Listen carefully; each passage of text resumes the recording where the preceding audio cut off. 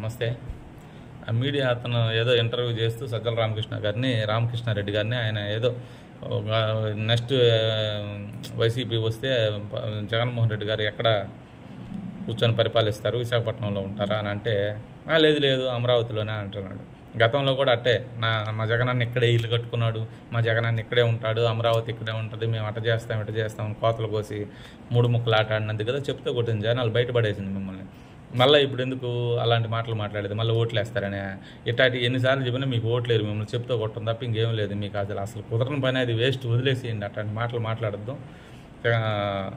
సజ్జల రామకృష్ణారెడ్డి గారు ఇంకా ఎప్పటికీ ఆంధ్ర రాష్ట్ర ప్రజలు మిమ్మల్ని, మీ పార్టీని, మీ నాయకుడిని అస్సలు నమ్మే ప్రసక్తి లేదు.